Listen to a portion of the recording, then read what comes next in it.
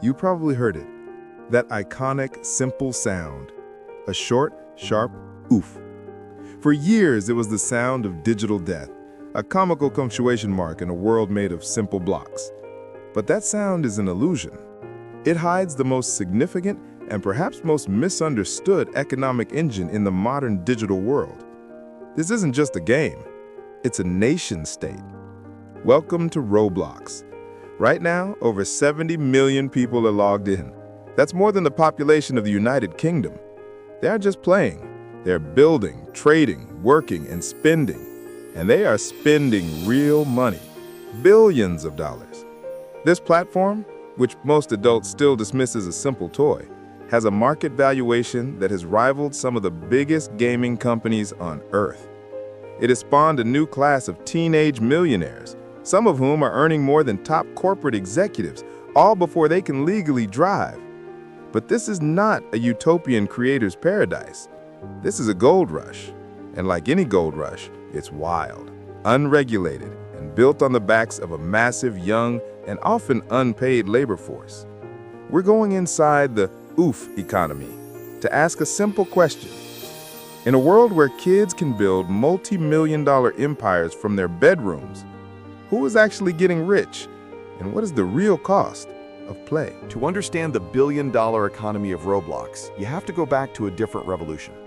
The year is 1989. Computers are beige, the internet is a novelty, and a man named David Baszucki, along with his partner Eric Castle, founds a company called Knowledge Revolution. Their product isn't a game. It's a 2D physics simulator called Interactive Physics. It was designed as an educational tool, a virtual laboratory where students could build simple machines, test collisions, and understand mechanical concepts. It was successful, winning awards and finding its way into schools. But Baszucki noticed something far more interesting than its intended use. He saw that kids weren't just using it to complete homework assignments, they were using it to play. They were building elaborate, chaotic Rube Goldberg machines.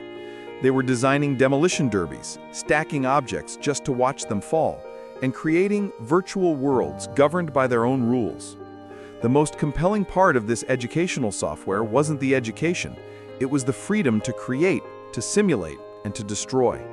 The seed for Roblox wasn't a game, it was this observation. What if you gave users the tools, not just to solve problems, but to build their own worlds? After selling Knowledge Revolution, Baszucki and Castle reunited in 2004 to start a new company. They began work on a project codenamed Dynablocks. The vision was clear from day one. This would not be a single game, it would be a platform, a digital construction set where the users themselves would build everything. It was a massive, ambitious bet on the concept of user-generated content, or UGC. In 2005, the name was changed to Roblox, a portmanteau of robots and blocks. When it officially launched in 2006, it was almost unrecognizable from the platform we know today. It was clunky, simple, and populated by a tiny community. The graphics were rudimentary, the physics were floaty, and the user base was minuscule. For years, it grew slowly, a niche hobby for kids who loved to build. But crucially, Baszucki and Castle were building the infrastructure of a nation. They weren't just building a game, they were building a government, a factory, and a treasury. The first piece of infrastructure was the factory, Roblox Studio. This was the downloadable software, separate from the player, that gave creators the keys to the kingdom. It was and still is a powerful, if complex, game development engine. Kids weren't just stacking blocks, they were learning to code in Lua, a full-fledged scripting language. They were designing 3D models, creating animations, and building complex game logic. This decision was fundamental. It democratized game development, turning millions of players into potential creators. The second piece was the identity, the avatar. The simple, blocky RBLX character became a blank canvas, a digital self that could be customized and outfitted. And this customization led to the third and most important piece of infrastructure, the treasury. This was the oof in the oof economy. The economy was built on a virtual currency called Robux. Initially, players earned it through simple activities, but it quickly evolved into a microtransactions-based system. You could buy Robux with real money. But the stroke of genius was connecting all three pieces. Creators in Roblox Studio could make games, but they could also create virtual items, hats, shirts, gear, to sell to other players on the avatar marketplace. Suddenly, creation had a tangible monetary reward. This loop was revolutionary. Players spend real money to get Robux. They spend that Robux on games and items made by creators. Those creators then earn that Robux. But there was one final step missing. In 2013, Roblox launched the Developer Exchange Program, or DX. This was the bridge from the digital world to the real one. For the first time, creators who had earned a significant amount of Robux could cash out, exchanging their virtual currency back into real US dollars. The gold rush had officially begun. This economic model was supercharged by the rise of media platforms. As YouTube and later Twitch became dominant forces in youth culture, Roblox was perfectly positioned. It was a content generation machine. YouTubers didn't have to invent new video ideas. They just had to log into Roblox and play one of the millions of user-made games. Horror games, simulators, obstacle courses, or obbies. These videos acted as free, viral marketing, driving millions of new players to the platform, who would then spend Robux, which would then incentivize more developers to build more ambitious games, which would then attract even bigger YouTubers. It was a perfect self-sustaining feedback loop. Even the iconic oof sound, a sound so simple it became a global meme, was part of this ecosystem. It wasn't an original creation. It was a stock sound effect from a library originally created by developer Tommy Tellerico for a 2000 game called Messiah. It was a tiny repurposed asset, just like the platform itself, a collection of simple parts that, when combined, created something far larger than anyone anticipated. Then, in 2020, the world shut down. The COVID-19 pandemic closed schools, parks, and malls, and tens of millions of kids, trapped at home and desperate for a social outlet, didn't just log into Roblox to play, they logged in to live. The explosion of Roblox from a niche platform into a global phenomenon cannot be explained by technology alone. It was a case of perfect timing, a deep understanding of human psychology, and the creation of a new digital third place. When the COVID-19 pandemic shuttered the globe in 2020, it didn't just close schools, it evaporated the entire social ecosystem of childhood. It eliminated the playground, the mall, the park, the friend's house. For millions of kids, the world shrank to the size of their home. And into this vacuum stepped Roblox. It was not just a place to play games, it was the only place to be with friends. This was the accelerator. But the fuel had been mixing for over a decade, built on three powerful psychological drivers: the desire to connect, the need to create, and the dream of getting rich. First, the psychology of the player. Why do 70 million people log on every single day? The primary answer is not the games themselves, but the people playing them. Roblox is a social platform first and a gaming platform second. Take one of its most popular experiences, Adopt Me. On the surface, it's a simple pet simulation, but in practice, it's a massive, complex role-playing engine. Millions of kids log in to simulate a life they can't yet have. They form families, build houses, raise pets, and socialize. It's a digital dollhouse at a global scale, providing a space for nurturing and social bonding. This social-first design is the key. The blocky, simple graphics are a feature, not a bug. They lower the barrier to entry, making the platform accessible on any device. But more importantly, they make the avatar the central focus. The avatar is the engine of the Roblox economy, and it's a masterpiece of applied psychology. It is the blank canvas of digital identity. In the real world, a child's identity is largely chosen for them: their clothes, their school, their home. On Roblox, they have total control. They can be anything: a superhero, a monster, a fashion model, or a simple block. This desire for self-expression, to build an ideal self, is a fundamental human drive, and Roblox monetized it. The Roblox economy is fueled by the desire to make one's avatar unique. That virtual hat isn't just a hat, it's a status symbol. That limited edition sword isn't just a weapon, it's a sign of belonging to an in-group. It's the same psychology that drives sneaker culture or luxury handbags, but applied to a demographic that has no access to real-world status symbols. This creates a powerful loop of fear of missing out, or FOMO. Roblox and its top creators masterfully use artificial scarcity. Limited-time items, or LTDs, can be bought and resold on a virtual marketplace, sometimes for hundreds or thousands of real-world dollars. Seasonal events in top games introduce content that will be gone forever.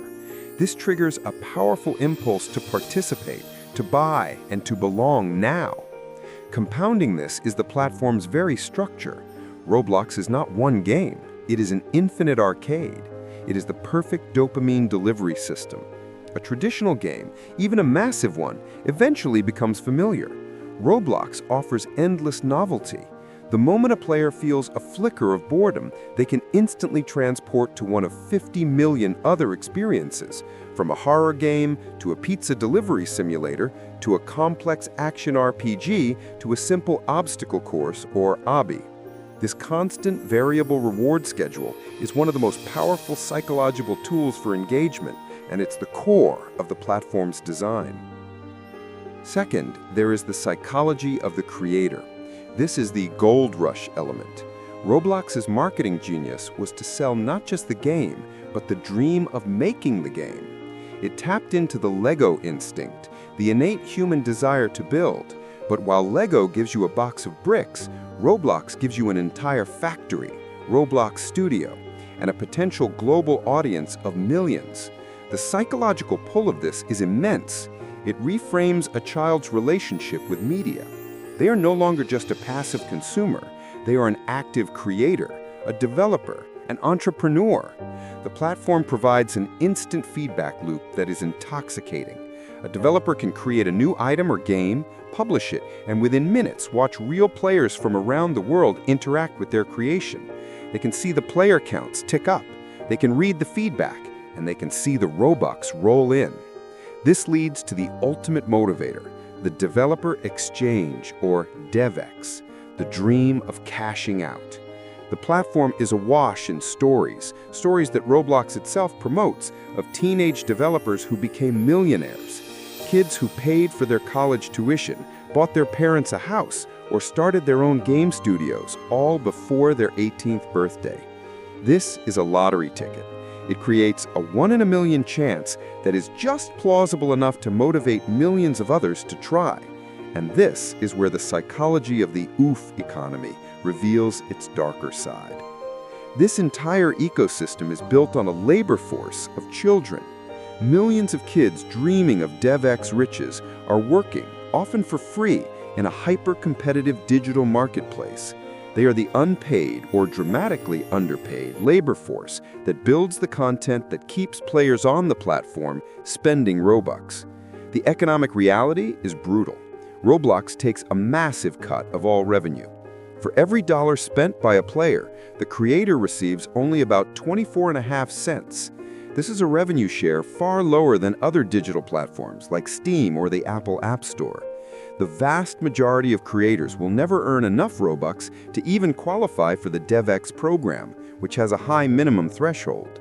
Their labor, their time, their creativity is simply converted into engagement for the platform. It is a system that brilliantly gamifies labor itself. These kids aren't exploited workers in their minds. They are developers climbing a leaderboard, hoping to be the next big success story. Finally, there is the psychology of the parent. Why is this digital nation of children allowed to flourish? For parents, Roblox exists in a perfect gray area. It is perceived as a walled garden, a single application that feels safer than the Wild West of the open internet. Furthermore, it is not just a game. It is creative. It is educational. It is justified as a gateway to STEM skills. And on a simpler, more powerful level, it is a social necessity. When every friend from school is on the platform, banning it is a sentence to real-world social isolation. This convergence of factors, a captive audience desperate for connection, a platform offering infinite novelty, And a gamified labor system built on the dreams of young creators is the psychological engine of Roblox. It created a self-sustaining nation, one that was perfectly positioned to become the digital backdrop for an entire generation's childhood. On March 10, 2021, the digital nation of Roblox planted its flag firmly in the physical world. It wasn't an invasion, it was an initial public offering. Through a direct listing, Roblox, ticker symbol RBLX, debuted on the New York Stock Exchange. There was no bell-ringing ceremony featuring blocky avatars, just a cold, hard valuation that shocked the financial world. By the end of its first day of trading, the company behind the oof sound was valued at over $45 billion. This was not a niche toy company. This was a titan. The oof economy had been validated by Wall Street, and the impact of this validation would ripple out, transforming mainstream culture, labor, and the very concept of a brand. The first wall to fall was the one between Roblox and mainstream entertainment. The platform's sheer scale, with its hundreds of millions of monthly active users, was now a demographic that corporations could no longer ignore. It was a captive audience larger than any television network or streaming service. In November 2020, the rapper Lil Nas X held a virtual concert inside Roblox. It wasn't a pre-rendered video. It was an interactive, motion-captured performance across multiple stages, with avatars changing and the digital world reacting to the music. It was a massive technical and cultural success, drawing over 33 million views. The event was a paradigm shift. It proved that Roblox was not just a game, but a new kind of venue, a new broadcast channel. Soon, other artists followed, from 21 Pilots to David Guetta. They weren't just streaming to their fans, they were in the world with them. Then came the brands.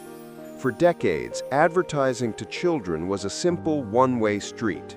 TV commercials, magazine ads, and later banner ads. Roblox offered something entirely different. It offered persistence. Brands didn't just advertise in Roblox, they built on Roblox. Nike launched Nikeland, a persistent digital world where players could hang out, play mini-games, and crucially, buy virtual Nike apparel for their avatars. Gucci created the Gucci Garden, an ephemeral art installation that included a virtual museum.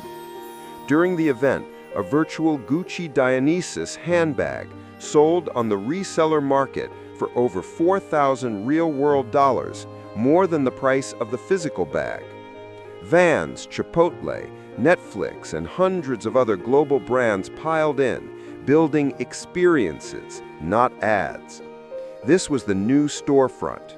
The impact was profound. It normalized the idea that a virtual good with no physical counterpart could have just as much, if not more, status, value, and cultural cachet as a real-world object.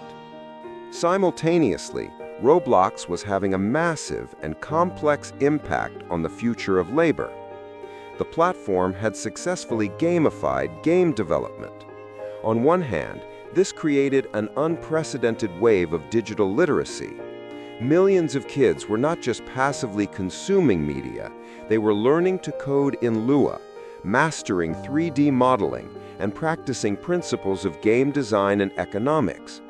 This became the core of Roblox's educational narrative, a powerful talking point for parents and investors. The company itself invests heavily in educational programs, positioning Roblox Studio as the ultimate STEM learning tool. And for a select few, this promise was fulfilled beyond their wildest dreams. The developers of Adopt Me formed their own studio, Uplift Games, which employs dozens of people. The creators of Jailbreak paid for their college educations at Duke and Harvard with their Robux earnings. These teenage millionaires are the faces of the new oof economy, a digital American dream where meritocracy and creativity are rewarded with real-world riches. However, this gold rush created a shadow economy, and with it, a dark side to this new form of labor. Investigative reports began to surface, most notably from the YouTube channel People Make Games, alleging a system of exploitation. The one-in-a-million success stories were used to motivate a vast, unpaid labor force of millions of kids all building content for free.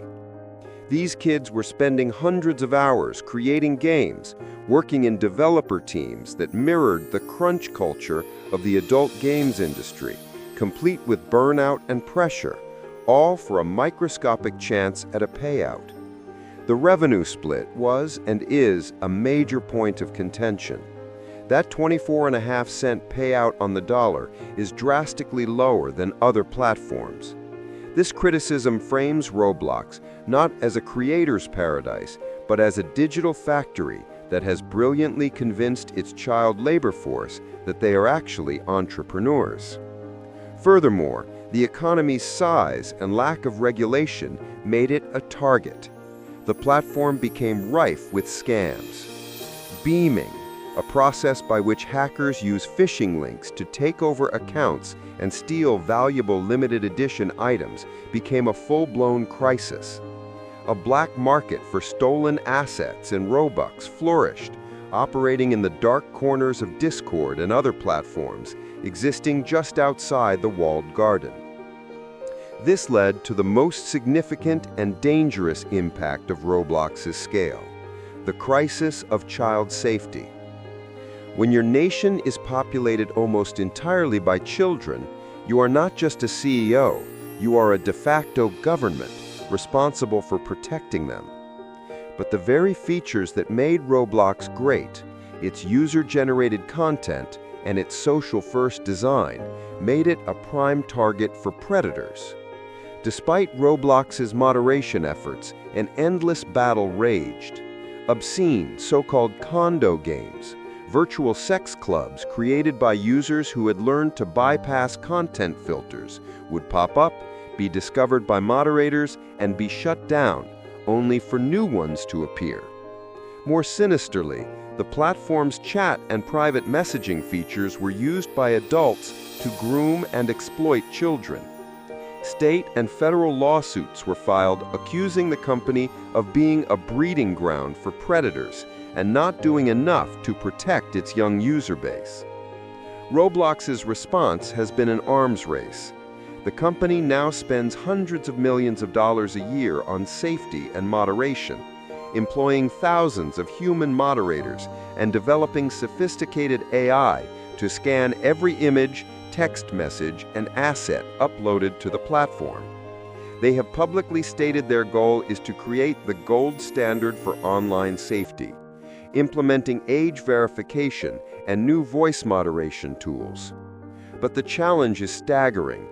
It is an attempt to police a digital nation that is larger than most real-world countries, a nation where a new game, a new asset, a new conversation is happening every millisecond.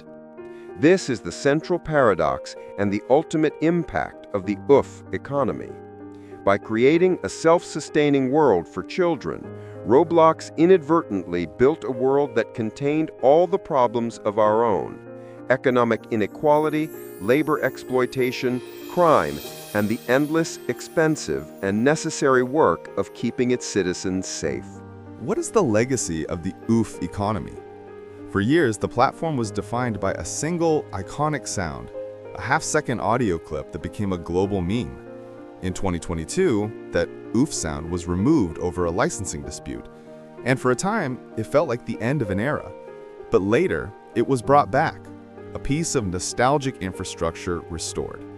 This cycle is the perfect metaphor for Roblox itself, an ecosystem that can be challenged, that can break, but that ultimately endures, rebuilds, and outlasts the trends that define it. The legacy of Roblox is not a single game, a single brand deal, or a single sound. It is the creation of a persistent digital third place for an entire generation. The platform's co-founder, David Baszucki, has long insisted he wasn't building a game, he was building the metaverse, long before that term became a corporate buzzword. He called it a human co-experience platform. While other multi-billion-dollar tech giants are still spending fortunes trying to build this virtual future from the top down, Roblox succeeded by doing the opposite. It built the future from the bottom up, simply by giving millions of kids the tools and the incentive to build it for themselves. The true legacy, therefore, is not the platform, it's the population. The OOF economy's lasting impact is on the hundreds of millions of kids who grew up inside this digital nation. This is a generation that doesn't just consume media, they create it. They don't just follow brands, they co-build virtual experiences with them. They don't just play, they work, they trade, they build, and they learn. They are the first generation of digital native capitalists, fluent in virtual economies, microtransactions, and social-first gaming. As this generation logs off and enters the real-world workforce, what lessons will they bring with them? The OOF economy taught them that labor can be gamified, that value is whatever the community agrees it is, and that anyone with a good idea and the right tools can build an empire from their bedroom. The true legacy of Roblox is not the digital world it built, but the generation it forged for a future that looks more and more like the game they just stopped playing. The story of Roblox is not over. It is being written, coded, and monetized every second by millions of users. It is a living, breathing digital experiment. And like any society, it holds a mirror to our own, reflecting our best impulses for creativity, community, and entrepreneurship, as well as our worst for exploitation, inequality, and greed. The OOF economy has redefined play and is now forging a new generation. The only question that remains is, what will they build next? And what lessons will they take from their first digital nation into the real world?